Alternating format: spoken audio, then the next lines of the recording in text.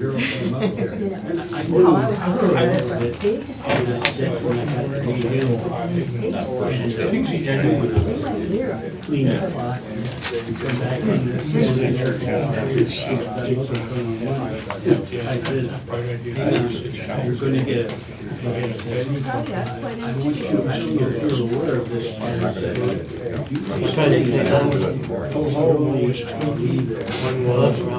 Cheetos, each other. After what they're eating. I think it gotta be out here. Seven. We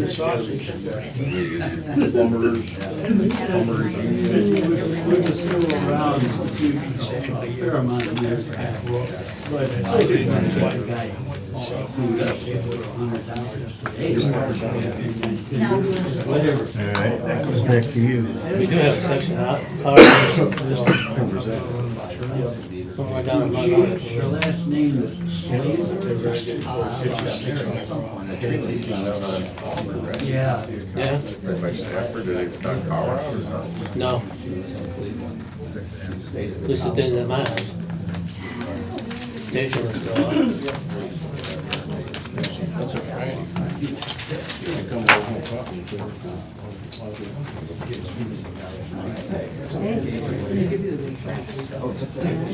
No, I had a couple of them freelance and stuff. Went down in Auburn.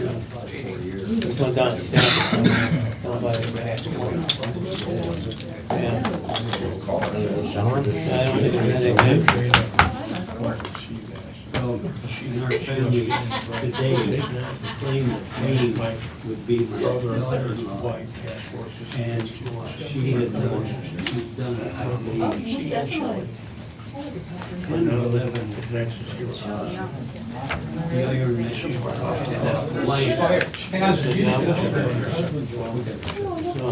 There's a fire hazard here, you can't get out that way. Get off my back.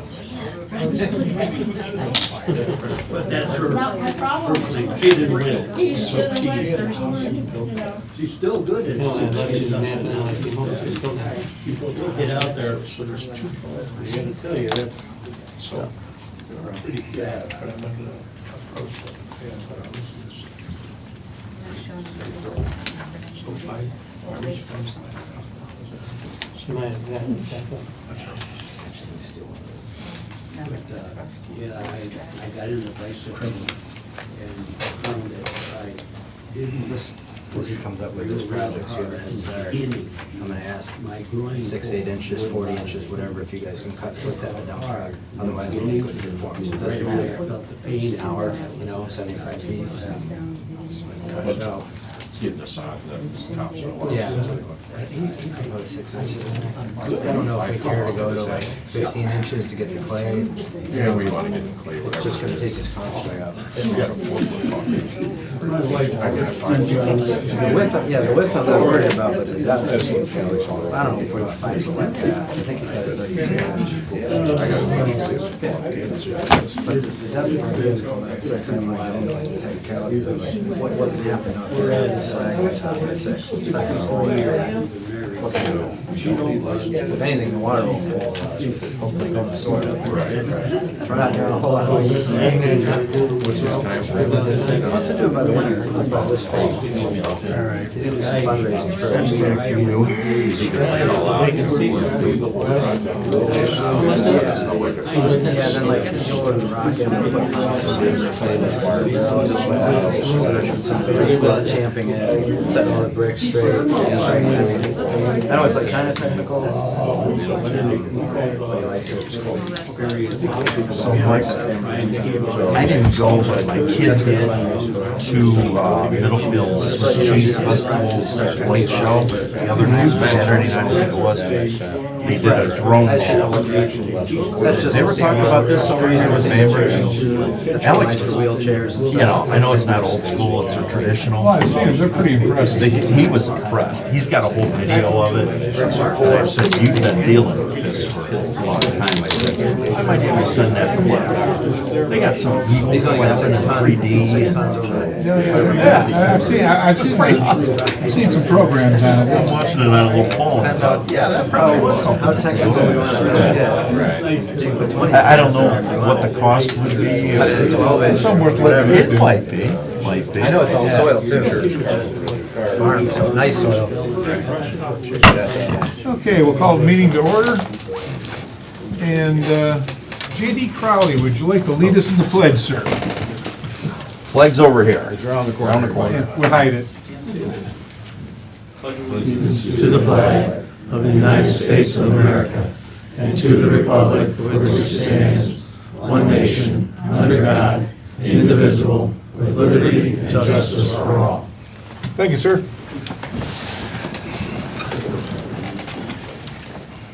Okay, and JD is our guest. Come let us see us about his Eagle Scout project, so if you want to come fill everyone in. Okay, so here, I have these for you guys.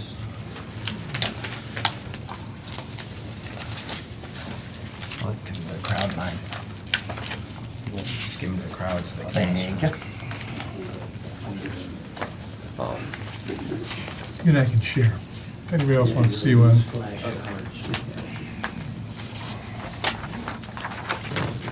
Don't pass it back.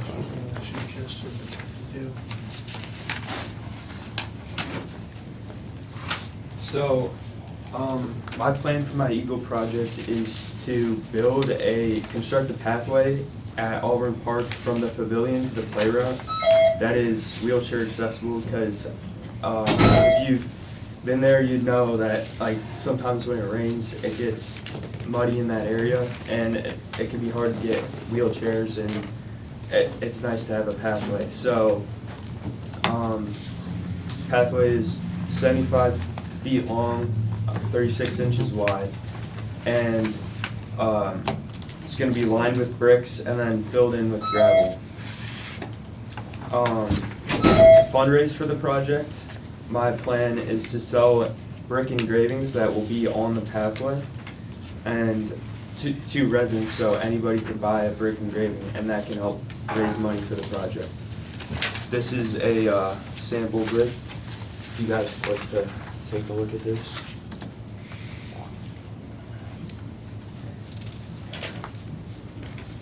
Like companies or non-residents possibly if they wanted? Yes, of course. Mine too, okay. Yeah, the goal is to sell as many bricks as I can, so the project is paid for. And they're pretty nice engravings. I've contacted a company called Bricks R Us, and they've been willing to work with me, so that will go through. What's your budget? What do you think it's gonna cost you, and how many bricks do you need to sell?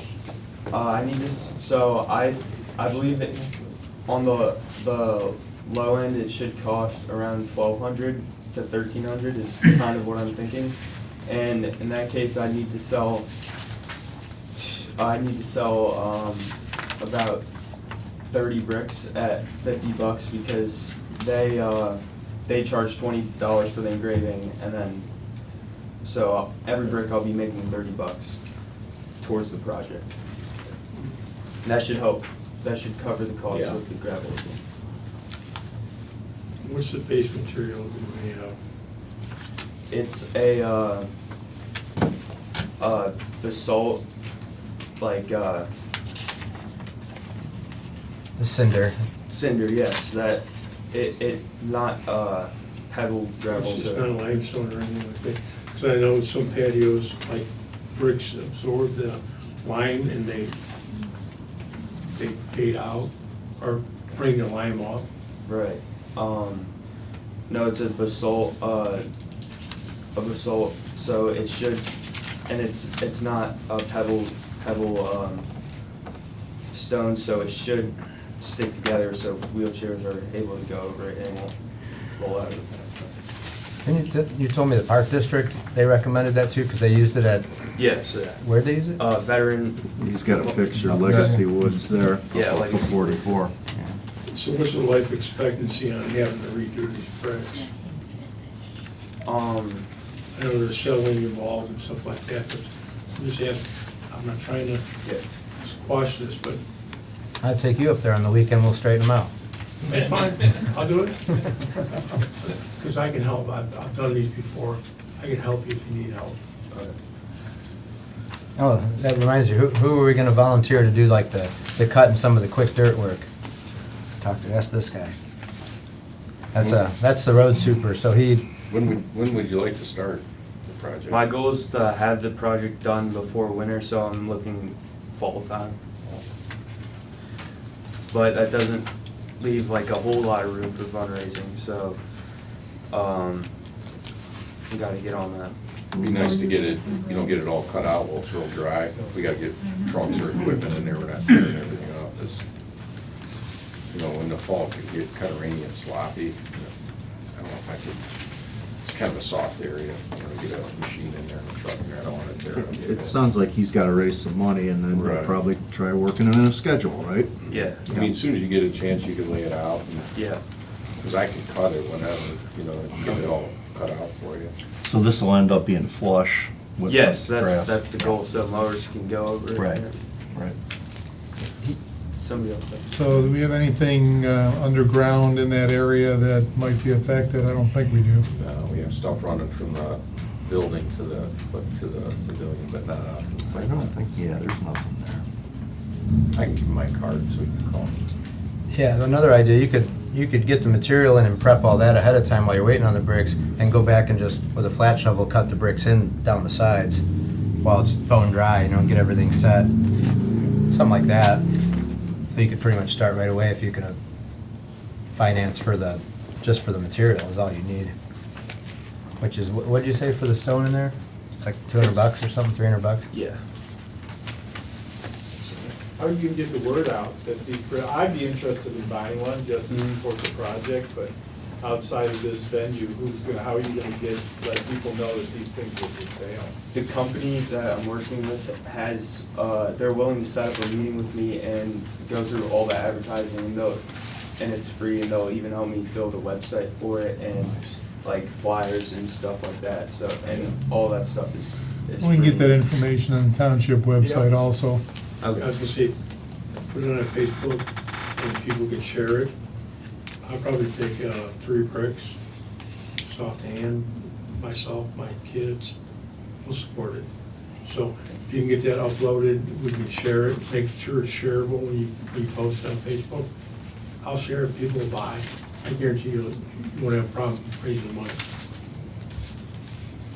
Good project. I Very good Thank you. project. approve. Yeah. Good project.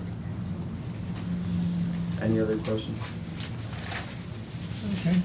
I'll make a motion that we accept the project as proposed. Second. EJ, Yes. Riley, Yes. Michael. Yes. So you're officially approved. Thank you. guys. You'll be a great addition to the park. I would definitely suggest you get that off to some of the papers and articles that you're selling them, and a number to contact. Okay.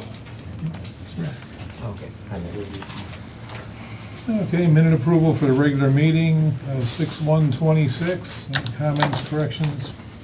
I did not. They looked really accurate. So I'll make a motion to approve. Second. EJ, Yes. Riley, Yes. Michael. Yes. Okay. Schedule reports, Mike Fenstermaker, Highway Superintendent. I think the chief wants to go first. Yeah, go ahead. You're number one in here. I got yelled I at. do things in order, man. I'll make this stuff up, okay? Alrighty, the Auburn Township Road Report for June 2026. We did a little maintenance on the building. We had some of the high bay lights that were out, so we ordered some lights and rented a lift, and we got those replaced on our own. So that's done. Started out, it's been a few weeks since I've been here, 6 weeks, but we started out preparations for Memorial Day. We started out by trying to get the cemeteries all cleaned up. That includes tilling, seeding, and destroying all the recent burials, getting those all cleaned up. Any brush, suckers, we cut all that stuff out, get rid of that. We did have a large limb come down in Maple Shade. We chipped up what we could of that and hauled the rest away. We installed all new flags, all new military flags. Those are always brand new every year. And then any flags that look like they need to be replaced, we replaced those. And then we install flags on East Washington Street. It's kind of what we do to prep for Memorial Day. Adam Hall, there was some new asphalt that was poured up there, so we did back the edge. It was up pretty high on the grass side. We did back that with some screened asphalt grindings just to protect that edge a little bit. Hopefully it helps out. Capital improvement projects. PJ and I went to a pre-construction meeting at the county. And what that involved, just kind of introduction with the contractor, getting kind of swapping contact information with the contractor and looking at scheduling, you know, when he's scheduled to start things, which was today actually. He started down on White Oak doing repairs, so they're working away at that, moving along pretty quick. For us, prepping for the projects, we ditch, clean out the ditches and all the cross pipes. We started Saybrook, Downey, Glen, cleaned all that up. We did cut quite a bit of brush back on Normandy, cut everything back and ditched that. We ditched Derbyshire, Colchester, Lancaster. Then we got over to White Oak, ditched that, Auburndale, Chickasha, and Eastwood. And a new idea that the engineers came up with this year was to proof roll everything. So we loaded up a truck, pretty heavy, and drove all 10 roads and watched to see if there was any deflection in the road. And it was pretty interesting. We did add quite a few repairs because we found some spots that were soft. And some of the spots that they marked were high and dry, so we eliminated them. So we did eliminate some, but we did add more than we eliminated, so the cost did go up just a little bit.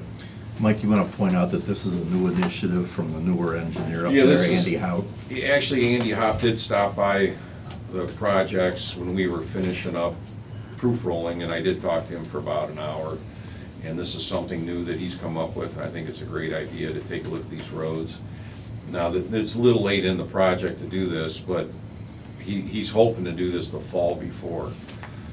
So we have a good idea, a better idea on what the repair costs are gonna be.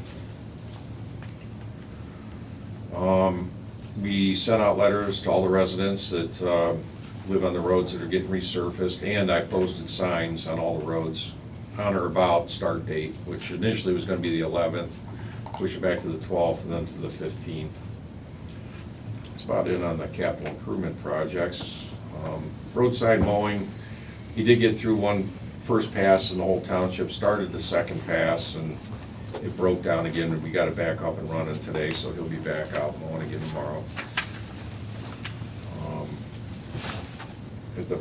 We do check the park trash at least once a week, sometimes twice a week, and while they're up there, they've been checking the defibrillator. It's probably getting checked about, you know, at least once a week. I know it only means once a month, but we have a chart that he's signing when he gets back that says it's been checked. Basically, he starts it up, checks the battery, makes sure it's up and running. And then senior trash pickup, we stopped at over 100 residents on June 4th and 5th. And then on June 6th was a large item drop-off day at Adam Hall. And I don't know how many people, do we have a total count on how many people showed up to that? We had 138 total drop-offs. 84 of those were free due to either being seniors or tires only. 54 were actual paid. 27 carloads, 27 truckloads, and we collected $675. That's about all I have for the report for that. Okay. Anything of notoriety, anything good get thrown away, anything entertaining? Used to be the good old days, I remember, We you did know, collect another grill we could rebuild for you. It's a little nicer one. It's a Weber. in the old days when they really saw them drop a piano once into the thing. It made a cool sound when you drop it from about 12 feet up with a front end loader. Nothing We had a exciting. big trailer load of sod, which I don't know if I've ever seen that before. That was, I think that. Turf or I something. think it was turf, but it'd been out there so long that it was growing grass. It on was heavy. It was very heavy. Very, very heavy. Excuse me, Mike. Yes. When you said you put the flags on the gravestones, correct? No, I do not. Oh, you don't do that? No, that's, That's the Golf family. yeah, the golf. Be Tony's son and daughter, and Okay. their various Because we need to cousins get and some of kids. the bottom portions fixed because the flags are falling off. Okay. They're not standing up. I'm not sure what their method of installing those are, but we'll figure that out. Thank you. Anything else for Mike? Okay, Jen Phillips, Fire Prevention Officer. Report of calls for the month of May. Actually, the total calls go from January 1st until May 31st. The EMS calls was 217, previous year was 248. Fire calls was 195, previous year was 170. There's a total calls for 412, and the previous year would have been 418. Pretty close. Mutual aid given was 124, previous year was 111. Mutual aid received is 10, previous year was 64. Total transports was 153, previous year was 167. Total non-transports was 72, year before was 114. Total transfers to other agencies was 2, previous year was 4. Total patients was 227, previous year was 285. Our percentage of multiple back-to-back calls was 23.30%. Previous year was 26.32. We had one call that was pretty bad. It was a motorcycle accident with a fatality motorcycle accident in Shaw and 422. Also, at the same time, we had a house fire down Ravenna Road. And after that, we had a couple, that was the day for motor vehicle accidents for some reason. I don't know why, May 28th. We were pretty busy that day. That's it for me. Any questions for John? Anything? Okay, trustee reports, PJ. Yeah, it's gonna be very short tonight. Because what I mostly did was down further on the agenda there. Coming out of cleanup day, and I'm not proposing anything, but the number one comment I got was, can we do this more than once a year? And, well, actually, one suggested we do it every month in the summertime. I said, no, that's not gonna happen. But just some thought, you know, and Mike, I'm only throwing it out there because we're knee-deep in projects in early June, every year, every single year. So, not proposing it, but I'm just gonna ask the board to give it some thought too. What if we did, you don't wanna do it in April because we've been in snowstorms for roadside cleanup day. So, what if we did like a May and October? Might shorten that line a little bit because this one was pretty intense. I got there 10 after 8. You guys, I know, started well before 8. We didn't get to the bottom of the line until 12:17. I looked. That was intensive. Yeah, I don't know what we did last year. I'm sure that information's here someplace just to compare. Mhm. I don't know. You would think that after this many years, people would start getting stuff cleaned up, but it seems. It's kind of going the other way. I know. Yeah, because historically, I mean, there'd be the big rush in the morning, and it would break off. There'd be, 10:30, some about 11 o'clock. 10 or 15, Yeah. lag times, and then people would. Yeah. But, yeah, it seems pretty consistent now. Just a thought, and June is also a tough time to do that, and I know that. You guys are, well, we were in crunch time for prepping for these projects. And Memorial Day. Yeah, so if you go in the Yeah. middle of May, now you're talking all the prep for Memorial Day. So, you thinking first Saturday, May, first I don't know, I'm just throwing it out there. Yeah. What if we Well, did think about mid-spring and early fall? I don't think anybody'd be totally opposed to the idea. Just a thought. I think it's obviously appreciated because people keep coming back and we got a lot of repeat customers, so.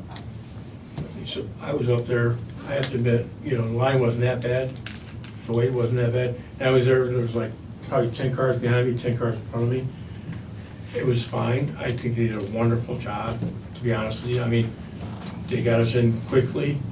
I had like tires and like a couple items, so I don't know who they asked to see if I could just dump tires, and I had like 5 larger items, just dump those off the side. And the guy said, we can't do that. So it might speed things up if there's like limited with tires, like a couple items. Problem happens if we just start sending cars for tires, they get all Yes, confused they and we do. get a traffic Yes, jam, they so do. we like to kind of control the Yeah, traffic. no, I mean, you guys did a great job. I mean, I can't complain. I mean, I didn't have a problem waiting That's there. the only reason, Yeah. pretty soon you got cars going every which way and we got a mess. I don't know, just logically, it would seem like it would shorten the day a little bit, If we had more. and maybe you wouldn't have 20 cars in We did- line at once. We did have a guy going through the line, and if you just had tires, he was shooting. We over. did that quite a few times, We did actually. do that. And then there's these nice ladies that come in that got one broken down microwave. I'm not gonna send her to the front end, like, Right. carried some stuff out for them. Anyway, I'm just throwing that out there for thought at this point, so. That's it. Okay, Riley.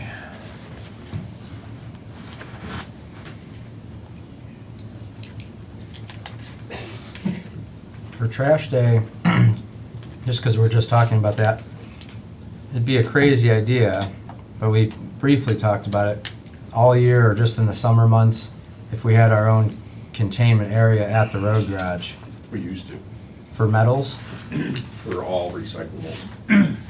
And so if that goes bad, people mistreat it after hours, is that the problem? Yeah, So we you're can't cleaning clarify up just- every day. Yeah. During We the had, hours. we had our years of, when we had all the recycling bins out there.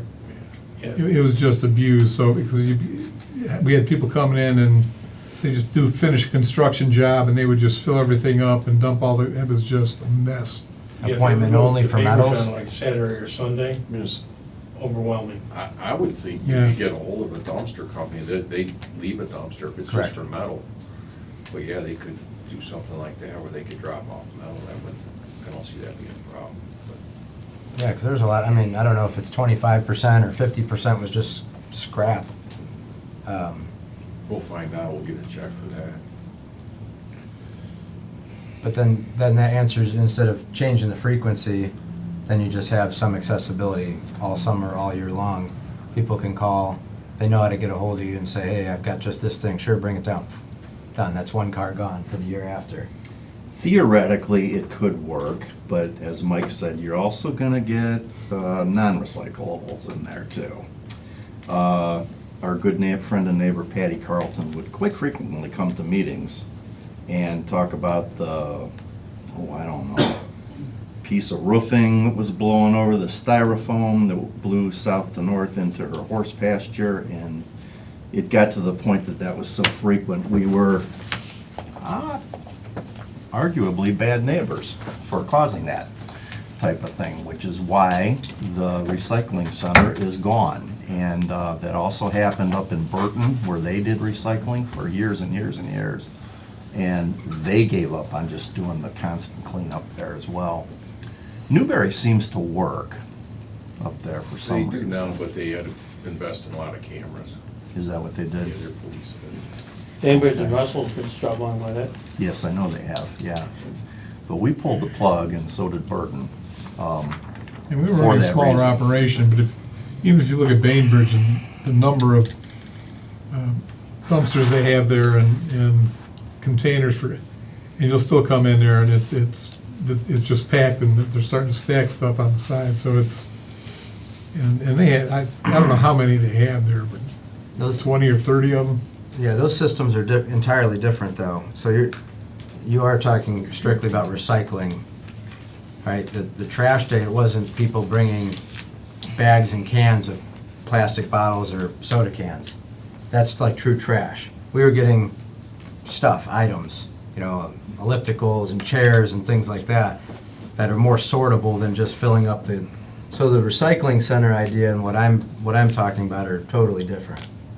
And yeah, if we put some rules on it, open, 8 to noon, and people wanted to take their microwave, a little different than bags and bags of trash. So we weren't really accepting trash. People weren't bringing like trash They're cans of supposed to trash. have it in a container box, Right, but there was some stuff that was just trash. yeah. You know, they're cutting out something with nails and everything else. Not supposed to do that, but they do. Yeah, no, I wouldn't like the idea of a recycling center. I think that's not related to what we just did. If you're talking just, I said, not recycling, but basically taking large items, just research, does anybody else do that? Has anybody tried that? I mean, it might be worth a call to the other townships and just, something we could have Christine do, just make a call, specifically what we're trying to do, and then we could shoot something out, say, has anybody tried this? Did it work? Did it not work? You can take it down as scales and get paid for it, That's true. and they're open on a lot of hours. If we focused on metals. Right. The problem you have though is when you focus on metals, people aren't going to give you just metals. They're gonna get garbage, and then he's probably gonna have to go in the dumpster and pull it out because you lose your scrap value. The potential for abuse there is high. But I would contact like the city of Solon, because I know they do the recycling, and they separate metals from aluminums and whatnot, and see what they use. 'Cause they have a dumpster system in there that's for metals and aluminum. And maybe contact them and find out, do we need metals and aluminum? Because, if they want to sort the stuff out, I don't have to go to Bainbridge to drop my aluminum recyclings off. There's like, I was up there today, dropping out recycling. There's probably 25 dumpsters. They were empty, but there was still stuff stacked on the side that people leave out thinking that somebody's gonna pick it up and take it with them. Well, then. the Yeah, they're not being departments- nasty, they're just like, they've got something that's usable, so they leave it out. And they So- think it's usable, but it might not be usable if it gets rained on. Yeah, So the road department has to go in there and throw it in the dumpster, and so I understand the whole principle of, why we got rid of it, why Burton got rid of it. The one on Parkman's awesome. If you ever go out to Parkman, where they have that, it's really good. Well, And they only have like 5 dumpsters out there, but there's never any garbage or anything like that. take care of that. all right. Spam. We'll look at it. I figure take the frequency up of the event, if you scale back and have your own controlled event with rules half the year, the whole year, might offset pretty well. And you guys are there anyways, you look out, somebody called and said they're bringing a lawnmower, done, Yeah, if we're there. So it's gonna be gated We're then? not there that much in the summer, we're out working in the road, so we'd have to schedule it a little bit. Right. Yeah, I don't know. The fire department even had aluminum can place that kept getting all kinds of garbage in it too, and it said just aluminum cans are right on it. Aluminum cans for burned children. I used to Yep. drop all my stuff off there. Yep. And that was abused, so.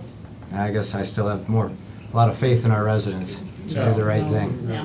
But Just keep it up the experience. The problem is, it's not just the residents, I mean, it'd be Newberry, it'd be Aurora. Yeah, No, it's not our people that do that. no, it's not, that's not, It's never us. It's border Never people. do that.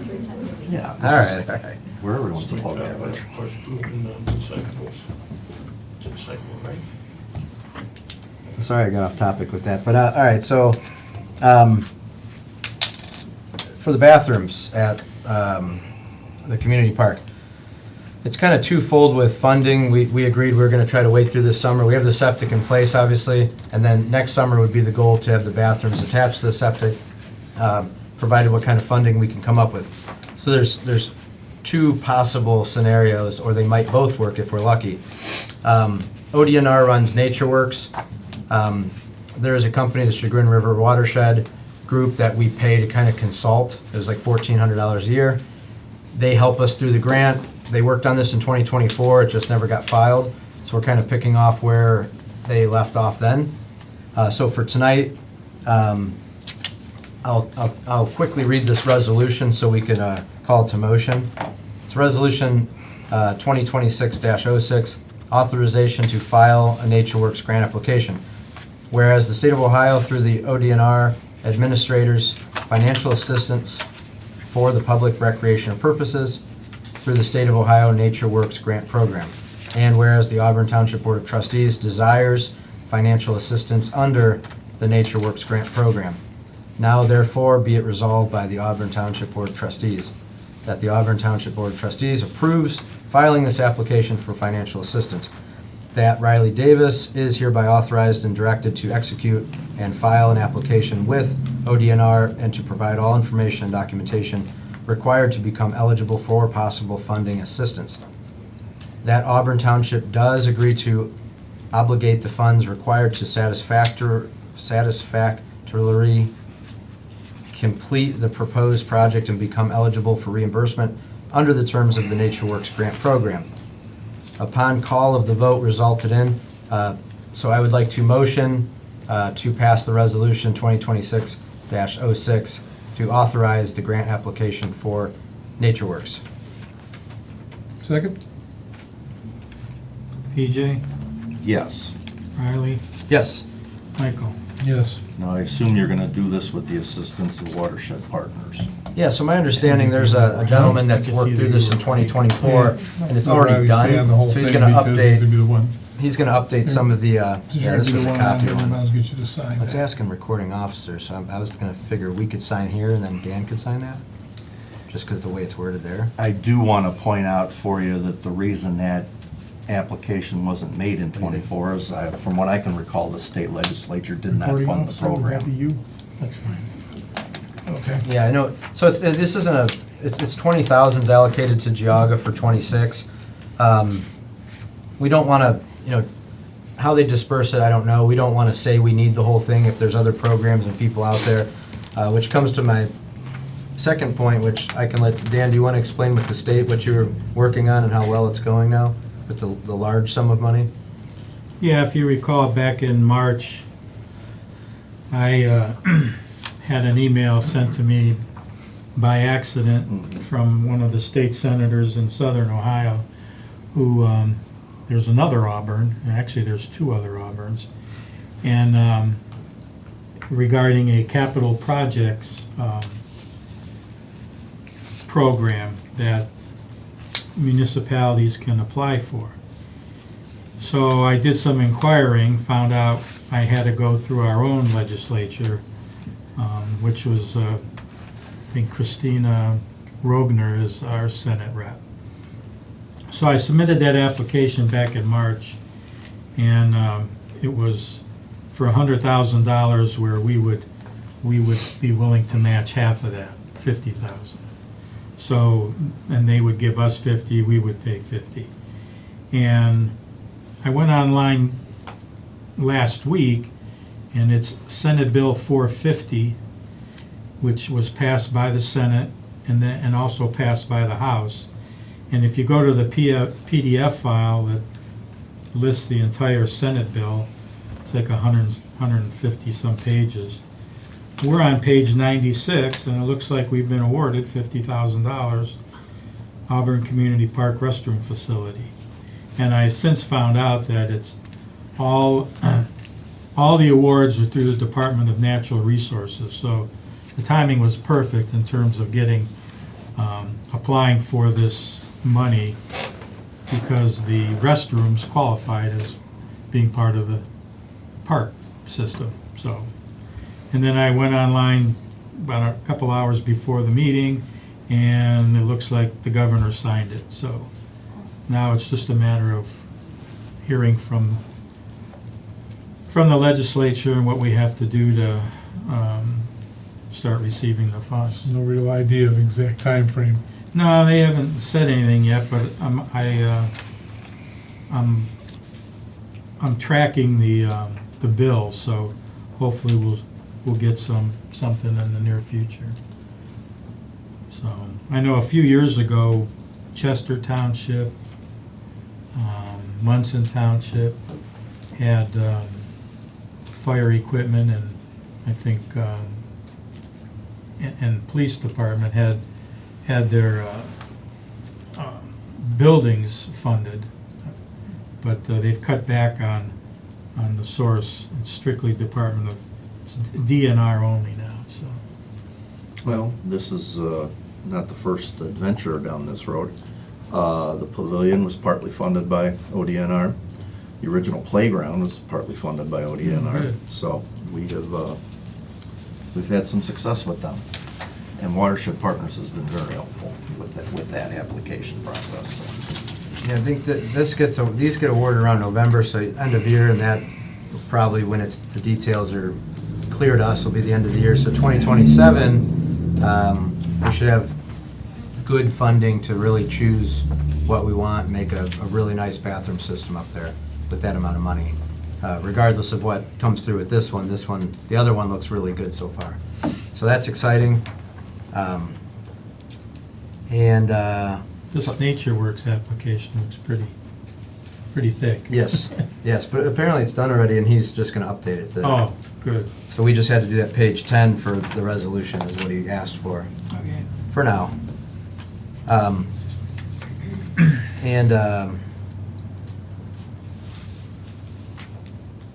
I wanted to see if we wanted to allocate a small amount of money to upgrade that TV as presentations become more common and general discussions on stuff.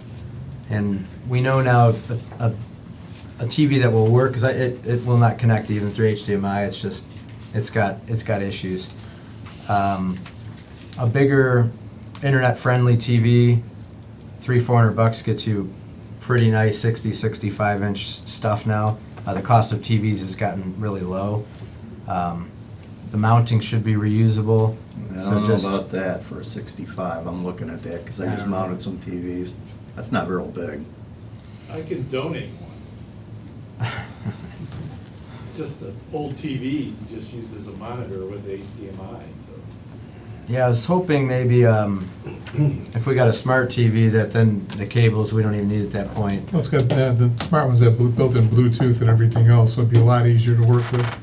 Yeah. And you're right, they're routinely, I bought a 65-inch a couple of years ago. It happened to be from Walmart on their Black Friday sale. 65-inch smart TV, $228. Yeah. So, if you watch, I'd have no problem with. I'm just gonna say, having done this recently, that bracket looks like pretty much a match for that size right there. I would think a bigger one's gonna require a Well, different bracket. I think we just budget $500 for a bracket and a TV. That should be more than adequate to cover it. I was just at Sam Club and they have 85-inch TVs for like $640 Oh, 85. without the bracket. Do you need one that big? Maybe, it depends on who's sitting all the way in the corner over there, but, No, I don't think you need one that big. I always wondered about that. Who needs that? what, That's like a drive-in Over and movie. watching at my house. I get 85 at my house, nice. yeah, so I mean, I don't know all the details of what exactly we need or we could pick out, but if we allocate a general amount, we can shop and do an upgrade. It'd be really helpful as we could look up documents, laws, rules as we go and just be a little more interactive, so. Well, I'd say let's bump it to $1,000 then. 'Cause that will cover, we don't have to spend the whole 1,000, but I don't want to put it at 500, we end up at 550 and have to come back, so. Okay. Did we put that up for Zoom during COVID? I think we did. Yeah, I think we did. And I remember using it. I remember Everly being on the screen and actually participating in meetings from that like I said, TV. you start, all you do is look at the perimeter, right now it's a 1/2-inch perimeter, so it takes it back about 6-7 years. Now they don't even have any framing on them at all. I think we'd get a lot of use out of it. Amazon Prime Day is June 23rd to the 26th, so maybe we could, through our Amazon account, Okay. get a deal. Put that on your schedule to go TV shopping on the 22nd on Amazon. And a matching mount. That should be it. That should cover us. We've got the plug up there already, and yeah. So I'll make a motion at a budget of at or below $1,000 to shop for a upgraded smart TV and the bracketry to mount it. Second? PJ, Yes. Riley, Yes. Michael. Yes. Okay, that is all for me. Thank you. Okay, Mr. Matsko. Okay, since our last business meeting, I had a total of $57,358.70 of processing electronic and payments and warrants. The month of May was reconciled, and at the end of May, as of May 31st, our primary Middlefield banking checking account, $1,348,925.61, and our Star Ohio investment account, $2,060,774.15. If you notice on the payment listing, there's one payment to Otarma for $4,598.44. I think I gave everybody a copy of that payment. It was apparently caught me by surprise because I didn't have anything budgeted for it, but I was able to take some money out of do an inter-fund transfer out of our contingency fund. Apparently, we had a lawsuit going against an Airbnb that Otarma, was through Otarma, and it was in DTJ. Correct. And apparently, we're responsible for, it says the township's applicable deductible owed in this case is $4,598.44, which is 15% of the total expenses that was expended in the defense of this matter. That total was $30,655.24. So I know that goes back a few years, but and I think we did win that case, I believe. Successful. And then there's another bill for our recently litigation that we approved up to $5,000. We got our first bill for $1,720 to Taft for their services to date through May 28th. So I just wanted to point those two out. And lastly, I want to propose a change to our Adam Hall Community Center rental agreement. During our audit, the auditors, just to give you, what we currently do when we hire a deputy is we take, if the deputy, their current rate is $60 an hour. So if someone's renting the Adam Hall and they are serving alcohol, then we require them to have a deputy on the premises. And so if it's for 4 hours, we charge $240. The renter pays us, and then we in turn would generate a check for cash and give it to either the hall rep or somebody to give to the deputy. Well, the auditors thought it's not a best practice when you write a check for cash, because you don't always know where it ends up, in whose hands actually. So I talked to Parkman, who also rents their community center, and what they do is they make the responsibility of paying the deputy to the renter. And the other issue that comes up is by us paying the deputy, we would have to then obtain their tax information, issue 1099s. So this gets us out of that aspect. I asked Parkman whether or not they've had any issues with the renter paying the deputy, and they said no, they haven't. And I can't imagine they would, considering when he shows up, he's going to be expected to get paid. So And he's got a gun. yeah. Anyways, so I just thought that Christine could add to the rental agreement, and going forward, any any future rentals, it would say that under security guard fee, $60 per hour, to be paid by renter directly to deputy on day of event. And then that takes us out of it. We No, would we- still schedule the deputy. We would still schedule Yes. the deputy, okay. Yeah, and for the required number of hours, and then note what the rate is, and then the renter would be responsible. Okay. Yeah, I'm gonna say, gotta clarify that that's upon arrival, you know. Gonna get Be a lot paid of, by I renter forgot my directly. checkbook, you know, On arrival. yes. Okay. Yeah, it was thought, well, what if the renter forgot to bring the money and blah, blah. Well, take up a collection, you know, I guess. I mean, if I was a deputy doing Yeah. this on off time or however this works up there, I wanna make sure we're gonna get compensated for that, so, I mean, wouldn't take an issue or two before we would not have good response from the deputy or from the sheriff's department for that, you know what I mean? Right. So, I get it though, yeah, that check for cash is. Yeah, it makes sense. Yeah, I get it, can I get a motion? So moved, as yeah. amended by PJ. yeah. I'll second,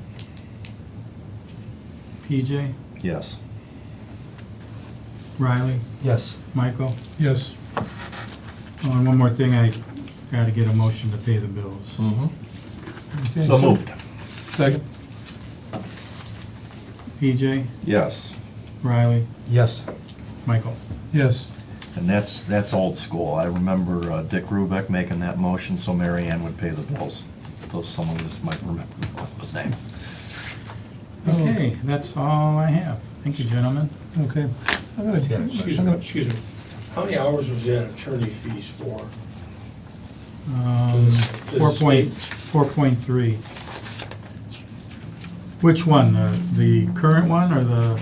The The current old- one you just paid, how much is left in that $5,000 is what I'm asking? Well, 5,000 less 1,720. Total, 2,300 roughly. came to 4.3 hours we've paid so far. Can you tell me if there's any close to resolution on this, or are we gonna expend that to $10,000? We have no idea what the total is at this point in time. I still don't even know what the goal is on that. I I'm just don't gonna either. say, I don't know That's- what we're that's trying why- to do. That's what I'm questioning. It's really, How much we're gonna spend to have no end result is what I'm questioning. you know, I'm glad you brought that up. How would you guys feel if all the, because with technology, it's so easy. So our names are on the letterheads, all day as letters are going out of zoning. What if we asked to just be emailed? So we actually know, because at this point, we don't know what's going on as trustees from zoning. And it seems like in my short 6 months, most all of the time we spend in these meetings together comes back around to being zoning related. I would feel like I know what's going on better with questions like that or whatever, as residents get warnings, let's call them warnings from zoning. Because I had a resident I saw at a park one time and they said, hey, you sent me a letter. I said, no, I didn't. They said, yeah, your name's on the letter. It made me think, they're right, my name's on the letterhead and I don't even know what's being sent. So I couldn't even answer them properly because, I don't know about you guys, but I'm like 99% in the dark what happens in zoning. And there's a lot going on right now. So my idea would be, we just simply ask Jane, she already has an electronic copy she typed up obviously, hey, if you're sending it out, CC the trustees. No problem with that. Then we know, like from what I understand with what you asked about, a letter has been sent. We just approved $1,700. I didn't read the letter. I don't even know what we're asking of these residents at this point, but we're spending tax dollars. That's like pretty bizarre to me. Have either of you saw the letter? No, but I know what we're asking the resident, What's the goal? Because I don't know. to essentially disable that house as a second dwelling on a single lot. And it's in our resolutions, because I don't remember Yes. seeing that. There's one dwelling per Per residential parcel. lot. Yep. not take it down, but to take stuff out of it, maybe. Well, Remove items. Well, two items. One is to make sure that there's nobody living in it, and then the second thing is to get it to the point where it's no longer defined as a dwelling in under our zoning. turn it back to an accessory use, which was a pool house. So are we gonna leave a tax burden on that person then? Because they have it listed through the courts as a second The dwelling. county. The county taxes them about $800 a year. So they're paying tax on a dwelling that you're gonna say, you can't use it as dwelling, it's gonna be storage. So therefore, we're gonna take that $800 in taxes away. I just have a big issue with that. And I'm not gonna say what, but there's houses listed for sale right now that advertise a second dwelling. Like, how far do we wanna take this where, you know, it's not rules for thee and not for me type of deal? Mr. Kicko would need to just go like, every building that's got an oven or a bathroom, they're all getting stripped or you're going to court. Like, is that the direction we really wanna go? We're gonna have to go that direction. And that's wild to me. So we'll you see how say it it's- plays out. So you say it's okay to have a second dwelling on a property? No, I haven't seen the resolution that states you can't have an oven or a bathroom, or, that's what I don't understand. Well, it's broken down, well, It's complicated, but I haven't seen anything that I can read and make sense of and say, okay, it's very clear here, you're not allowed to have a bathroom in your garage or building or pool house or guest house. He said he already knew it was a pool house when they built it in 2012. He knew it was there. You can have a bathroom in a pool house. But you can't have an oven? I don't know, I don't. Well, again, you know, I'd love to argue this with you. I'm not arguing, I'm just asking. If we had the code in front of us, we can go through all the sections and stuff. Excellent. Now is not the time. Right, because we don't know the code, but we're spending money. So I'm eager to see. No, we don't have the code in front of us. Hmm. We have a code. We leave that up to zoning. All right, so I'll motion to get notice of letters being sent out with our names on the letterheads from zoning so we can understand and try to keep track of how we're spending your money. Second. PJ, Okay. Is that a yes or no? Yes. Yes, Riley, yes, Michael. Yes. cool.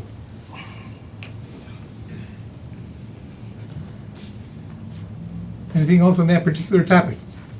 So you're gonna get CC'd on all the road department stuff and all of the letter that went out to the residents, streets being repaired, you want carbon copies of that as well? Wouldn't be a bad idea. It's not gonna like flood my inbox since there's no paper involved. Pretty easy to shuffle them around. I wasn't interested in that because it's a little more clear cut than the money we're spending for We're spending $1 litigation. million on road projects. Right. We have a team of people managing that. You, Well, we have a road department. We don't have like in-house legal here. So we're spending money and it's not really, I still don't know what the resolution is, like I said. okay, move on. It's not a bad idea. You wanna? I'm currently getting everything coming out of the road department, usually. Yeah, that letter that we sent out, We're all Like getting, we're all Christina- on copies. for like that. Christina and I worked it up. I mean, Yeah. ask her, there it is. I mean, it's, It's on the website too. Yeah. Who's supposed to find it there? Okay, anything else? All right, PJ, you want to handle the road levy resolution? I'm going to pop down to the new business because old business tends to stretch out. yeah, this is another thing that, I think we paid pretty close attention to this, and we have an expiring levy that's original from 2008, so it's been renewed several times. Brings in approximately a quarter of our capital improvements budget, and it is set to expire. It's a 1 mil levy. We're gonna run for 5 years as a renewal. As I mentioned, originally voted on in 2008. ballot measure shall be submitted to the entire township, and the tax shall be levied on the entire township within Geauga County. It's gonna be November 3rd, 2026, first levied in 2027 and collection in 2028.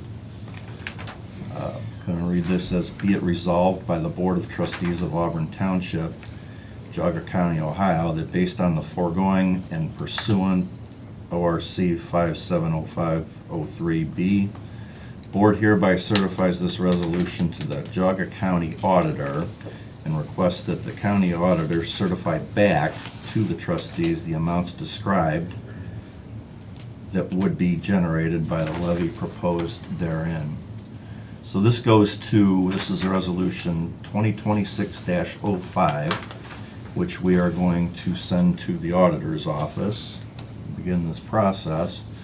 And I'm just gonna say maybe we should carbon copy Board of Elections and possibly even Chrissy Ryan, if you so desire. I think we're pretty good with Just this. make sure but everybody's got their fingers in it this time. Yes, I do think that. So I'm gonna make a motion to adopt that resolution. A second. EJ, Yes. Riley, Yes. Michael. Yes.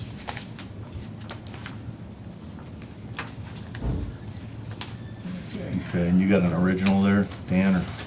Yeah, Dan's the only one that has to sign it. correct. Well, our votes gotta be on there. They're on there. The vote's on there, but we don't have to sign it. All right, then. He just attests to the vote with Yep. his signature. Okay. All right, old business. NOPEC Energize Grant again. That's just a reminder. Going down to town hall repairs and timetable, that was pretty much established that we're about Rolling 3 good. weeks out or so, be by the time the final 2 or 3 with the door to come in. Yeah, they got all the forms up for the ramp. You can see now it goes west of the front of the building. The stairs are poured on the east side. The platform you see is twice as big as it used to be. So you can visualize it all now. So it's pretty exciting. They had a couple trucks and 3 guys there the whole day today. A lot of work, big project, but it's on track.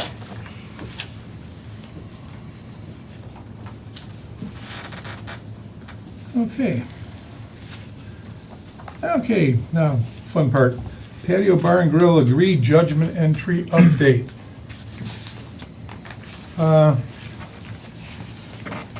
got a call from Mr. Bayes on Saturday, and they indeed had a band playing there.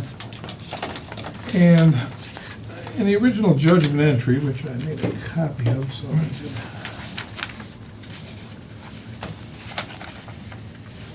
This section in particular, section 5, KKR Inc. shall not permit the performance of live music upon the patio addition in order to minimize noise in this residentially zoned neighborhood. And then item 6, KKR Inc. agrees to restrict the playing of music via stereo speakers or any other electronic or battery-operated device as follows: no later than 8 p.m. on weekdays, no later than 10 p.m. on weekends, in order to minimize noise in this residentially zoned neighborhood. That's a common thing, is minimizing noise in the residential neighborhood. Now, when we originally made that agreement, the patio area was totally isolated from the bar area. And subsequent to that, a garage door was put in between the main building and the patio area. So now what we have going on there is the garage door opened up and the main band and the band inside where the garage door would be, but the garage door is open, playing out into the patio. So with the current agreed judgment entry, I mean, basically what they're doing is in just violation of what the intent of the agreement was. Now, I've sent some question up to prosecutor. which everybody was copied on. And just information I'm trying to get here. First off is, I want to find out what the procedure is to enforce an agreed judgment entry. We send letters, but we've never really looked into what it takes to enforce this. So I need to get that information so we see where we're going to proceed. I also mentioned what I said here regarding the thing.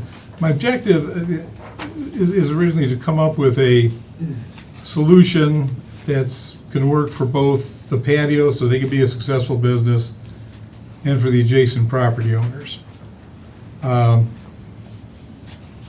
Somehow that just isn't working out. I don't know if you guys have any thoughts on this. I sent you the information I sent the prosecutor. I also sent the video of the band playing. Where do we go with this? I'm very surprised that they would put up a structure without any type of permit from us or the building department, when we're in the midst of trying to negotiate out something they also did without any, without addressing any of the legal issues of it. It's And then just throttle live band too, just. yeah. So, I don't know how seriously the We've Yeah, but- attempted to negotiate in good faith with them, and that's not good faith to say, I didn't know we needed a permit for this structure we put up. Did we clarify that? Because I didn't see, like, for temporary structures, it's got weights on it, they can take it down in November. I don't know, we see the other bars do it and it's a tent, it's got a metal That's roof, not but a it's, tent. it's a tent because it's mobile, you could take it down and put it up. It has a metal roof instead of canvas. That's the deciding factor versus the tents you see down in the art district. It has wooden posts. I'm sorry? It has wooden posts. How's it a tent? I didn't walk up that close. Yeah, they look like, poster wood. And the Okay. buildings, the bars, restaurants, whatever you want to call them down here, they're subject to our outdoor dining regulations too, which also brings in a noise aspect. So if the patio wants to use that outdoor dining regulations that are fairly recent, they're also subject themselves to noise regulations. Well, you also have to consider the intent of the original re-judgment entry was to satisfy the need for them to have a smoking area. Big thing back in the early 20s, It was. 2010s, understood. And now, obviously, which is ironic because the whole thing with the garage door and stuff like that, there was a agreed judgment entry on that, and we were never notified as residents, but I don't know what the legalities of that. But once you take a garage, once you take a structure and you open it up to that patio area, it now becomes a non-smoking area. So that nullifies the true intent of what the purpose of that area was designated for. So now where do the smokers go? Oh, they go outside where they they weren't supposed to be in the first place to satisfy the need for the patio henceforth. So you're running around in a circle. And it's just a way for them to turn around and expand their business. And these are all points I brought up 12 years ago, 14 years ago. And as you said, PJ, they're not operating in good faith.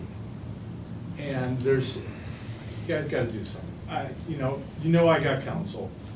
So my only question is gonna be how do I get reasonable conversation and or feedback, or my lawyer does, for what you guys are proposing or what you're going to do, or if anything, the only goal that I have in this whole thing, I don't want to be up here, none of us do, well, at least for this purpose, so I apologize, is to live in a neighborhood that's quiet. And it was quiet before. The bar was always there, but the noise was always inside, okay? That's the point. Right. It was always inside. And now now they're operating with complete indiscretion. They actually have, the other weekend, they had, what are those damn games called? Cornhole games. Outside of the fenced-in area, which means that people are drinking outside of that fenced-in area, which is a whole nother thing to do with. They're pushing all these limits, and, if they want all of those rights, then I'll be damned, there's tons of places they can go find it. That's the whole purpose of the zoned areas. Residential, business, industrial. And that's the intent of a non-conforming use, is to accept the fact that that business existed before zoning existed, which was, I believe, in 49 or 47. But it isn't for you guys to ensure the viability of that business. The business has a right to be there under the auspices and the framework that's there. And keeping on granting them exceptions to the rule is a disservice to everybody in Auburn, and personally to me and all the neighbors that surround the area. And like I said, it's just blatant what they do, and it's a shame. This was blatant. Yeah. No doubt. And if you give them this, they're just gonna keep doing more and more, They're just because going- nothing happens. Yeah, my opinion was for them to make the offer of a perimeter fence, I thought was, I thought it would be in the best interest of everyone involved in the area and the township. But when you see a structure go up, Yeah. when you haven't even finished that conversation. What does that say to you? What's gonna be next? Well, yeah. Because there's gonna be more. You have on their Facebook account, they're like, oh, great addition, looks awesome. And then, hell, we can put windows on that thing and make it a winter upgrade too. So I don't think they're gonna take it down in November. I think you're Okay. probably right. That's on Facebook. It does look nice. I don't see how it harms anybody. From a There's common no sense point, Riley. standpoint. Riley, you're The point missing is, it's the a point. building. No, I'm trying to be common sense, if I may. It's not common sense. Well, here's the one part that Violates your is. zoning resolution. Yeah. You're either gonna support your zoning resolution or you're not. So the common sense part is this: live music or speakers, which are also music. That has nothing to do with it. Stick with me for 1 second, let me just finish this common sense thought. We're battling the fact that once or twice a week they want a band which can produce noise, right? Simple. But the speakers, we're okay with producing the same noise. With the So- garage door Not down. outside. With the Well, door down, because that- when well, they let had me- the door let me see down, if I understand this. It was They shall not a not problem. permit What are you getting? live music on the patio, but they can play via speakers or electronic, and it doesn't say not on the patio. So the common sense side of this is what I'm trying to say is, they can put the same volume of music, and we can't argue that, we can't say no to them. But if they put real people out there at the same decibel, we're mad. Why are So you you might protecting as us well- as residents, Riley? I just don't understand this. I'm trying to, the facts are number 5 and 6 right here. I'm trying to get to the bottom Yeah, of when this. you're in there, Riley, maybe it just doesn't make sense then. But when you're sitting in our backyards, it does. Go ahead, give me your common sense. It's just 5 and 6 on what we have to make tough decisions on, and the way it reads is very clear. At the moment, they can have, Why don't you just enforce the And then, can I intervene here for a second? It also says in the back of both, on the bottom of both of those sections, in order to minimize the noise in this residentially zoned neighborhood, it says that in both of them. That's what this was about, to reduce noise in a residential neighborhood. That's the purpose of this. Now, if the way it was written needs to be rewritten, but that's the purpose of this document. we were letting them go ahead and have their smoking area slash whatever it is now. Smoker area is now a restaurant and a bar out there. We But, just increased like I said, it to the size. once they put that garage door in after the fact, it was just a perfect chance to circumvent the whole thing and say, hey, open the thing up, put the bar in, and we can put our band out there and blare it as loud as we want in the neighborhood. The And they band do. was done Saturday night before 10 o'clock. The band was dismantling themselves at 10 o'clock. They stopped before 10 o'clock. The Okay, they met the music, time frame. That's good. the music volume from the stereo inside significantly increased after the band was done. They were not serving from the bar out back, they weren't serving, people that were there they walked inside and got their own and came out. But everybody that I knew out there was a smoker. The smokers were out there. And it was a 16-year-old and a 12-year-old playing cornhole when we were there. They weren't drinking by the cornhole things. We went over, they're allowed to go out. We said that about the picnic tables, though. You're allowed to venture out like the other establishments to your perimeter. But we didn't have a lot of clarification on that, remember? And I get that it can be noisy, but the volume after the band was done, I'm old, I don't do a whole lot of loud music. I could stand in front of their speakers when the band was playing and have a conversation with the person sitting next to me, and we didn't have to raise our voice. And we were right in front of the speaker of the band. So I get that you're supposed to protect the residents, but you also have to protect the businesses. They bring a lot of business into this community. They bring a lot of people in. They spend a lot of money there. I didn't like what it was 10 years ago. I think now, seeing all the families and Bainbridge people before football games and all that, I think they've done a phenomenal job. But that's the focus here. But we can't focus on the fact that they let every band go on forever out there. When we were there, the band quit. The leader of the band was over talking to me before 10 o'clock. So there's still two issues at hand that are about a year old at this point, to summarize. We were kind of getting somewhere with the perimeter fence, or at least on the west side. You mentioned at the last meeting, fences could be ugly, why not trees? So we can kick that around with their council or whoever. Are they okay with Scotch pines as opposed to solid fencing, which is not in the spirit of Auburn's nature? Well, they did talk to the people in the north. They don't want a fence there. They don't want anything there. Just the west. It's just the west side. North didn't want any changes. They were. And issue 2 becomes, as it's written very clearly, music is allowed at arguably any decibel level. I don't know, because we're still trying to clarify noise limits, right, from our other issue with the dirt bikes. So as it stands, issue 2 is they can have music all they want, but we don't want human beings playing the music outside, but they can sit under the gutters and then they can play speakers. So it's...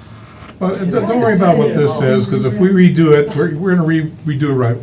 We want to keep the, okay, just for kicks, after Mr. Baez called me,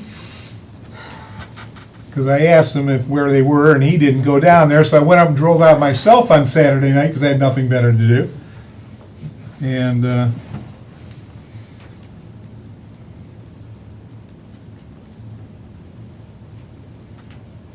I didn't expect that, by the way, I just wanted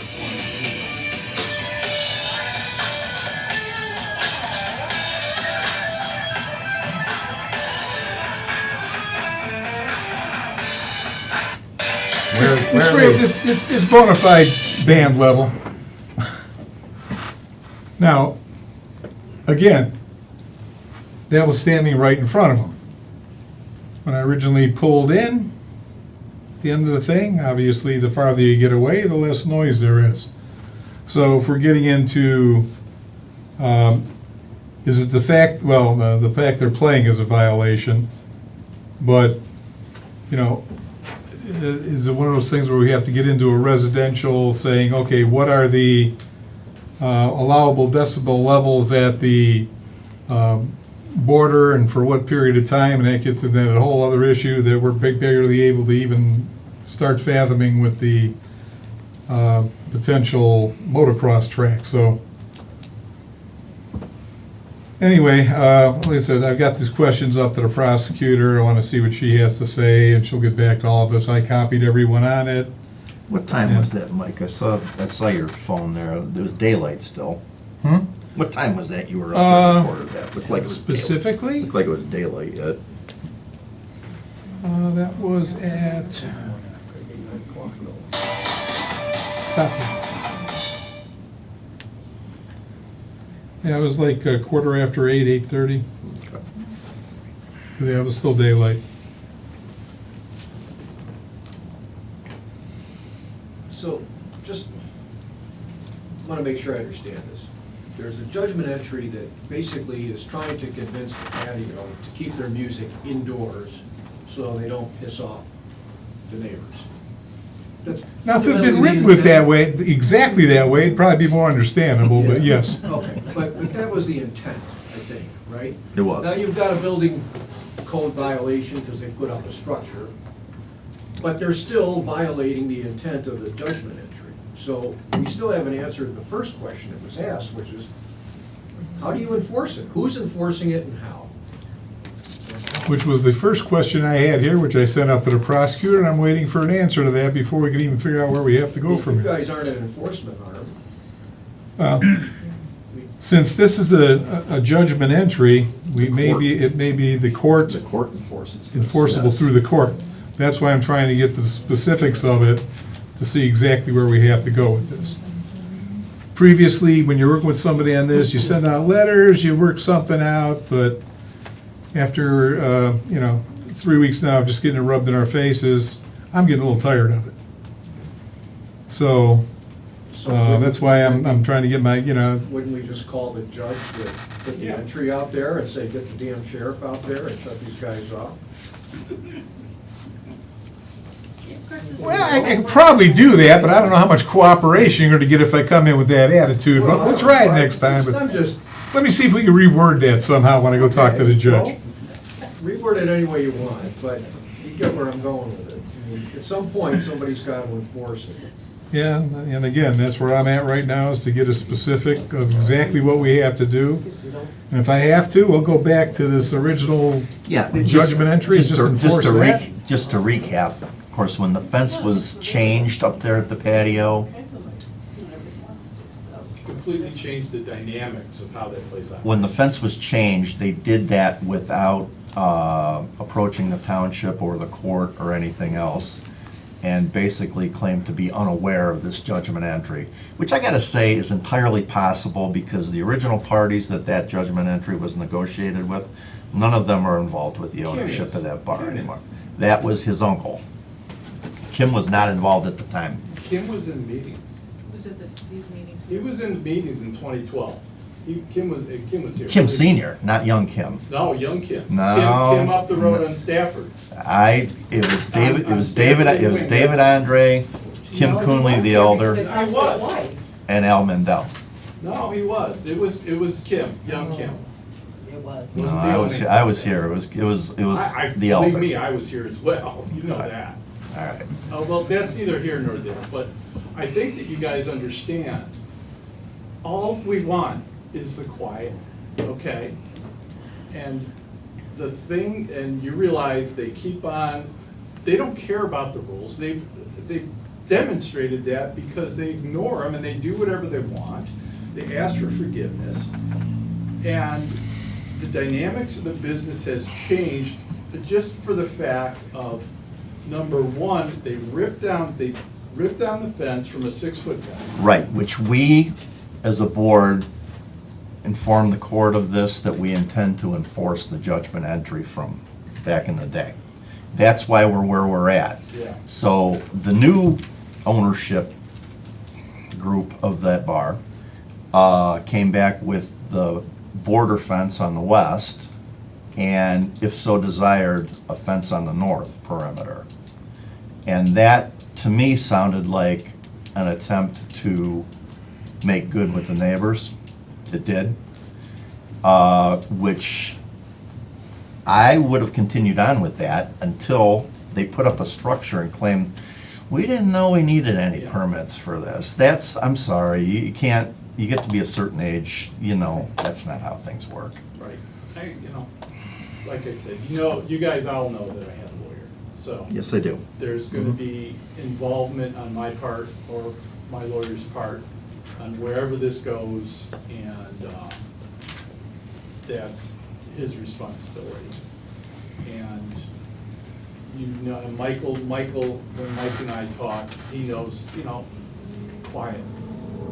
Put it back to the way it was. Put up your fence, keep the music inside, everybody's fine, dumb, and happy. She's fine, or before. And Pretty good then, business before. right. The music won't stop outside. The way it's written, it's not gonna, nobody's gonna enforce that. I don't care. Then we'll rewrite I it. I'm- realize Then we that. rewrite Okay, it. so you What don't we're wanna trying to do modify, is make it quiet for the neighborhood. right, and Okay. I brought up, If- there's two things in play here, and every meeting we talk about the two things. At this point, do you gentlemen not wanna modify the judgment entry for trees or fence, or live music versus electronic music? There's two issues at hand. Do we want to consider modifying Yeah, we those two modified, issues? say absolutely no music of any form outside the main building, and the garage door has to be closed when any of that music's playing. That's it. Yeah. But I both agree parties, with that. I second that. to modify, both parties have to agree. Right, So, I'm just saying, you wanna know what they want, that's what they want. Okay? I'm talking about when I talk they, I'm talking about they as the neighborhood. The people that this was originally designed to protect. all right, so back to issues 1 and 2. Do we want to consider modifying for fence or trees, and then live music versus electronic? We're still at these same two issues. Oh, no, you keep saying live music versus electronic. That's how it's written. Well, I know, well, we're gonna change that. That's wrong, that was bad, that was poorly written, it shouldn't have been written that way. It obviously didn't take care of the neighborhood's problem, so if you think you're gonna Can I offer an alternative? talk somebody into saying somehow, yes, we're gonna let it be loud out there, they're not going to accept that. Right, to modify that, though, they're gonna have to agree to that. Yes. They would have to agree to whatever the modification is. It's a modification. Judgment entry would have to be both parties, them and us. See, we all have to agree on this. Whatever we come up with, we all have to agree on it. If we don't agree, then it's not gonna happen. If they don't agree, it's not gonna happen. Right, I presented all this 2 months ago, so I was well aware of what was going to happen, and it's still the same two issues from last year, and we're not getting anywhere. So I'm asking very clearly, are we interested in fence or trees on the west side? Not with that new structure they put up there, no, I'm right back to where we were. Okay, With enforcing the original judgment entry. You can't, and Kim's my age, you can't at this age claim that, I didn't know you needed a permit to add on to the building. It's not the way things work. Yeah, we just go old school, put this back the way it was, and just enforce the judgment entry as it sits. I And then when we- do think the perimeter fence was gonna be beneficial to the neighborhood, but I think the unstated goal here is to add on to that building, and they already did it without a permit. so you've been in conversations with everybody. Are you going to inform them we do not want to modify? Well, that's what I'm trying to figure out, where we're gonna go with this.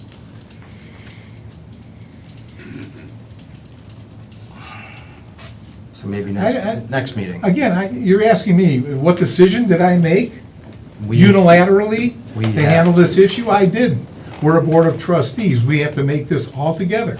That's why I keep asking. There are two issues at hand, and is tonight the night we want to really hammer them down and get it solved, or do we want to do it next meeting? Well, I think we have to. Still two come- issues. Well, I would say we're gonna have to hold off and think about this to figure out exactly what we wanna do as a group. Okay, what would you recommend right now? What would you recommend to change that? As I brought up a couple months ago, I'll go over the same thing again. We talked about Scotch pines, talked about fences. We were real close to considering the fences on the west side, like you just said. Taking the structure thing out of it, we were getting somewhere. You had mentioned fences, like I said 10 minutes ago. Weren't in the spirit of Auburn, maybe trees would be better. So that would have been a productive conversation. Hey, are you willing to do trees instead? And maybe that's some of that compromise we were looking for. Is fence of trees the issue, or is the loud music the issue? The music. Music? The music. Loud music is the And- issue? and the Trees aren't the fact- issue, fence is okay on the one side? Or, I'm on the east side. so you don't care about whether it's fence or trees, or, I think they should do both through Well, something. you want trees and fences? Yeah, I'd like it. This is. Which side my should the idea- trees go on? Mike, do you wanna hear my ideal world? Mike, Yeah, do you guys wanna hear my ideal world? sure. My ideal world would be to, number one, no outside music. They have their business, I respect that. But with that intent, in the negotiated AG, that they adhere to any and all zoning laws that pertain to a business adjacent to a residential property, all of them, one. Number two is that they, oh, what was my point? Damn, it was a good. Sorry. It came and it went, wasn't that Yeah. important? And that the fence be re-maintained at the 6 foot. Put the fence back around. the patio. Because that was the whole point. It was a smoking area. Okay, so, And at They want that the old point, fence you're put back. you're not talking about, you have zoning oh, I remember my second point now. You have zoning now in place that determines parameters and limits on noises, correct? Because of businesses adjoining a residential neighborhood, yeah, that's just it. Well, yes or no? well, yes, we do, but they're not in a business district. They're in a residential district. That's, But you have it in the AGE, the AGE stands by itself. Again, I'm not a lawyer, so I'm just thinking. well, I'm saying that's the issue here, and that's why the patio issue is totally isolated, because they are a business in a residential area that was grandfathered in. Right, And everything would have been fine if they hadn't put the patio onto the patio. right. And then, They could have just changed the name of the bar, it would have been easier. yeah. We should have notified, right. Right. And there should be something, if it is negotiated, where it's stipulated repercussions for violations of the AGE and anything to do with it, because there are none. Well, and again, you keep coming back to, that's why I asked the prosecutor, what do we have to do on this? Right, right, And, I know. you know, we can't go in and shoot people, we found out that does not work, Right. and there are ramifications, so, again, let's go ask the prosecutor, how do we have to handle this? And I completely respect that. I And think again, that's the if we best have way to go back to the about it. original judgment entry, then you can argue about the music inside, outside. I'm sure that the judge will, if it is handled by the judge, he will look at the part that in order to minimize the noise in this residentially zoned neighborhood on both of those, it's gonna be the primary driving force on why this was done. Yeah, that's why they put a time limit on the 8 and 10. It's in the same sentence. So like, the way it literally reads is humans can't play music past the gutters. Okay, so the garage door and all that, that's like a really complicated thing. But 8 and 10 p.m., the limits, they can play the same level of music, You keep saying that. because that's how it's written. Yeah, but he's already said We've that already wasn't the said. intent. We can't change that. Rewritten. We can't rewrite it. We can. They would have to agree to it, which they won't. Well, Like, why would they? Then enforce their zoning violations. So compromise, you brought that up 20 minutes ago. That's what I was trying to, have been discussing, all thing, but. Right. But like I said, if they, when she's putting out a live band every week, 2 nights a week, putting up structures, obviously she doesn't want any compromise. She wants to do what she wants to do and doesn't want us interfering with it. Okay, so as I asked before, are you going to notify their council that you're not interested in modifying issue 1 or issue 2? No. You said no. I will. That's where I'm at, due to the installation of, additional buildings without permits. You asked me what I would do, and I was explaining we were kind of getting somewhere with the fence and the trees on But issue you know, 1. They kind of, washed that out, didn't they? Don't you see that? Who is they? Patio. The patio. Oh, they, What aren't you getting about this, Riley? I don't know what you said, washed it out. I didn't understand what you're Okay. saying. Because they don't care Oh, what my you're saying, they're gonna goodness. keep doing what they wanna do. Like they always have in the past. Okay. All we could do is just contact them, say, tell them, okay, the revised judgment entry is off the table. We are going to stick with this judgment entry. And as soon as we figure out exactly how to enforce it, we're gonna enforce it. They have to put the fence back, and then we'll just pass it on, let the, That's where I'm at on this. When you add to the building without any permits or any, and not just from us, from the county as well.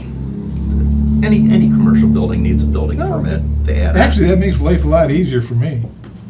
That's where I'm Okay. at with it. All right? It doesn't solve your issue with the noise. Sure doesn't. I But think hey, that I tried. Open or close, indoor, outdoor noise. I doesn't tried. I resolve it, disagree with because that. that's I still disagree sitting with there. that, because I think that if you went and you talk to the prosecutor, because you could have a definition of what the patio is at that point, because, in my opinion, and a lawyer could probably argue either way, but all you have to do is convince a judge that once you open that door, that becomes part of the patio itself. Okay? That's just like how they treat smoking areas. You open that, that becomes one entire entity. So that becomes part of the patio. Ergo, they can't play a band inside of there. That's what I would tell my prosecutor. Go argue that in front of a judge. He says, yep, that's right. Then ixnay on the whole thing. Well, let me put it this way.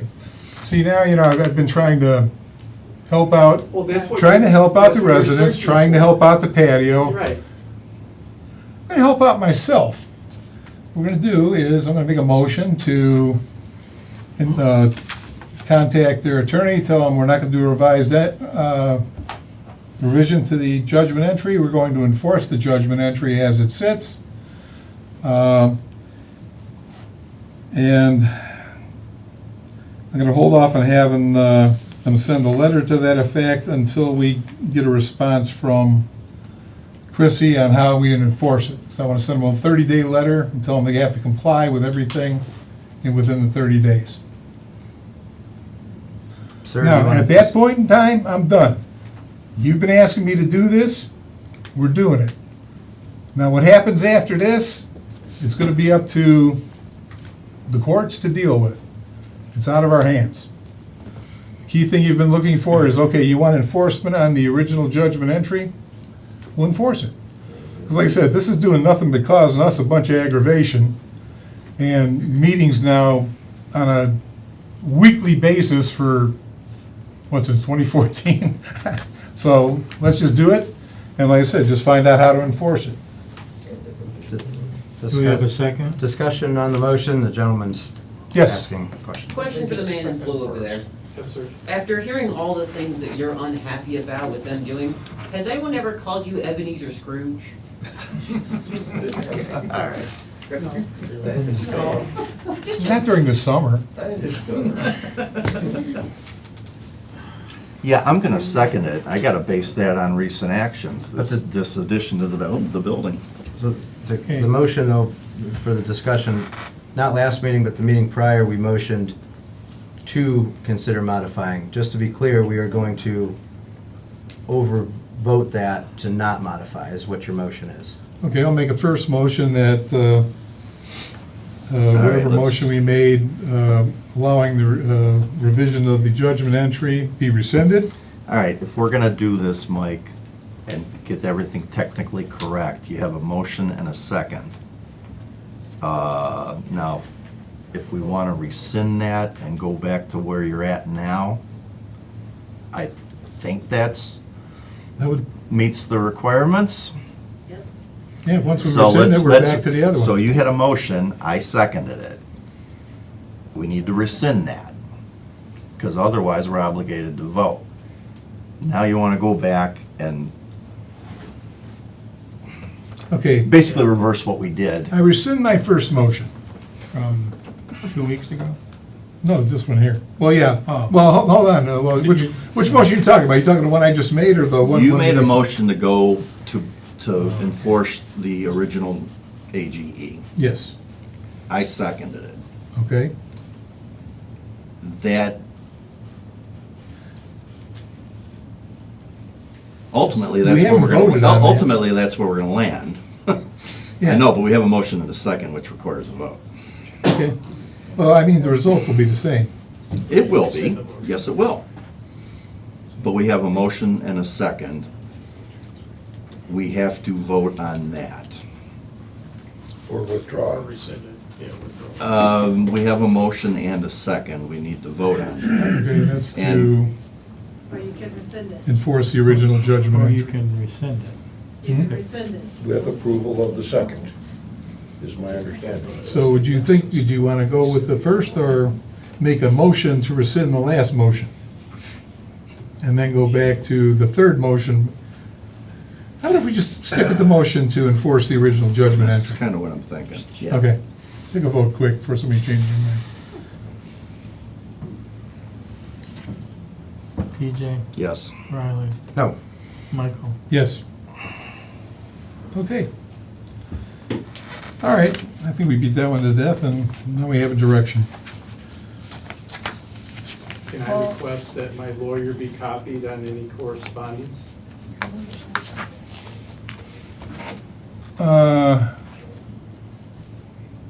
Well, actually, I haven't had any real correspondence. I've just had phone calls with Mr. Flynn. I'm gonna call him tomorrow and tell him, okay, it's off. Don't waste your time. Okay. Because they really haven't gotten anywhere yet, so. Or I'll contact Chrissy and have her, I'm just gonna call him first, see what, if there's any documentation, I'll see what I can get you. Yeah, anything's gonna come through stamped from our prosecutor's office with attorney-client privilege, I can Okay. assure you that. I think this board, and historically, as long as I've been here, unless it's some personnel matter, we've pretty much shared everything. Okay, thank you. Okay, Just a question, has the patio been notified formally of zoning violations and building code? No, they were notified formally that they were in violation of the agreed judgment entry. That was several And they months also ago. had- I'm talking about separate from that. Have they received notification of other violations by other groups? Building, Geauga County Building? no, I Department? have no idea, but I don't believe so. And No, Auburn anything's been Township coming zoning from, violations? everything's been coming from our zoning department. I don't know of any other violations that, I mean, they may be in violation of building codes and things like that, but the building department wouldn't necessarily call us up and tell us. But we haven't sought to find that out. If there's been anything formally done that we should be aware of, because that, I would think, would all factor in to the whole picture here. You'd think. Okay, now, as much as I regretted doing that, I'm probably gonna regret this worse. Any additional comments? Yes. He tried to get on the agenda, but it was too late. We already made copies, so I told him I was part of take us 5 minutes at the end of the meeting. All right, my name is Mark Collands, I'm a resident of Auburn Township. During the June 1st, 2026 trustee meeting, I believe Mr. Eprick pleaded his case attempting to question the basis in the zoning rules regarding the meaning of the word objectionable in Auburn Township zoning resolution.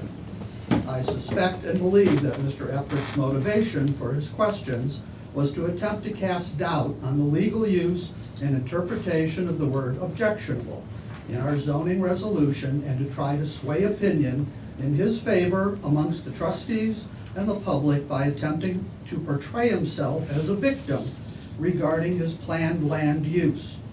I believe that Mr. Eprick's and trustee Riley Davis' use of words such as ambiguous, personal off-road use, recreational use, good faith compliance, referring to his residential property as a farm, and referring to the word objectionable as meaningless are all examples of attempting to sow confusion and distract from the significant adverse impacts the motocross track or trail will cause to the community and undermine the zoning resolution rules. I suspect Mr. Eprick's questions were provided by his lawyer to try to pin down our zoning inspector's positions for the record. Frank Kitco clearly stated that motorcycle noise and potential environmental issues still remain as potential violations of the zoning resolution rules, and it is his determination as to how to apply our zoning resolution. I've been advised by legal counsel that the use of the term objectionable in Ohio case law has been both used and defined within Ohio law. I believe the use of the term objectionable is not arbitrary, but is intentional, as it is included within the Geauga County Model Township Zoning Resolution applicable to all townships. More importantly, as Trustee Kavanaugh has pointed out in the past, if a use is not named in the zoning resolution, it is not allowed. Clearly, a motocross trail with a clearly stated planned use by Mr. Eprick's motocross club or group is not a defined use for a residential R1 zone property.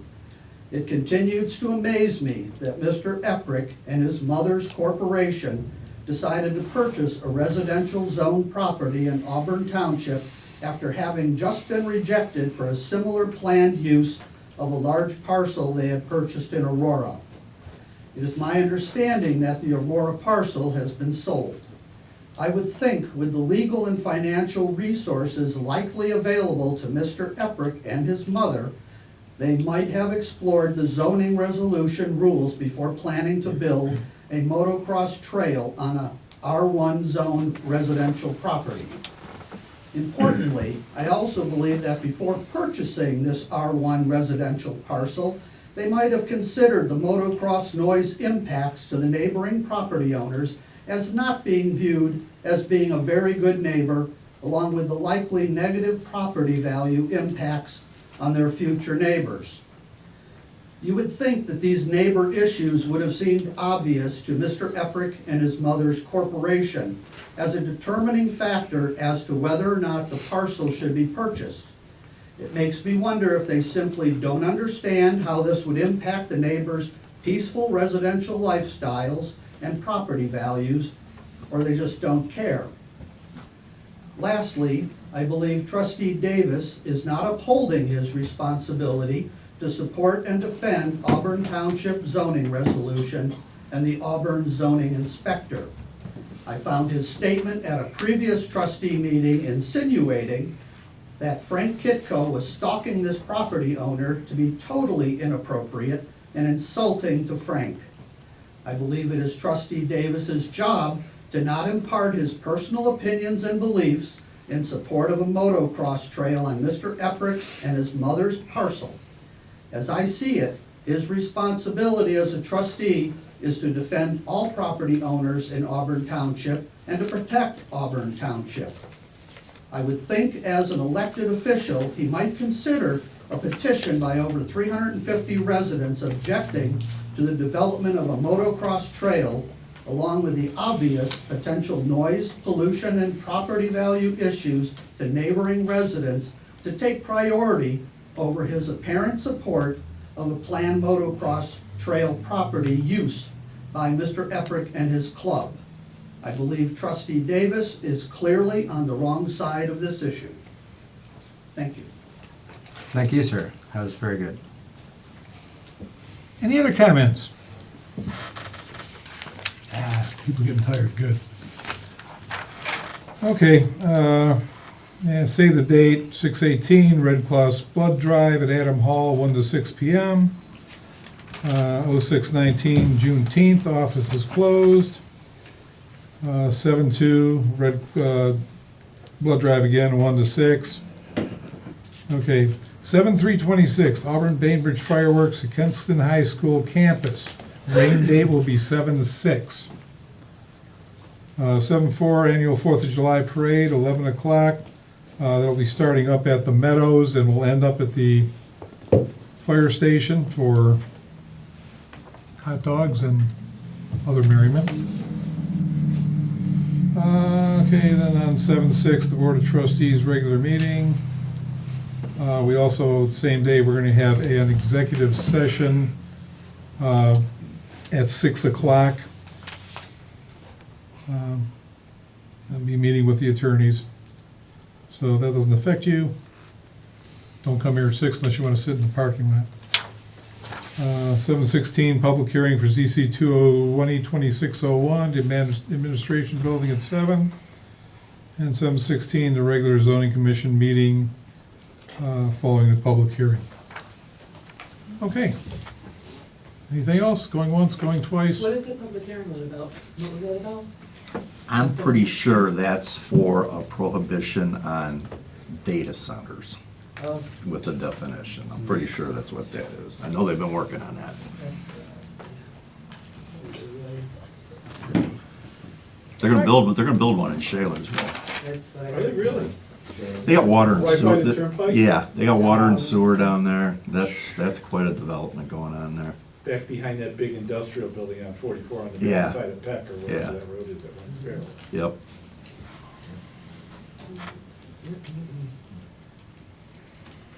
There goes all our cheap gas. All right, we make a motion to adjourn. Second. PJ, Yes. Riley, Yes. Michael. Yes.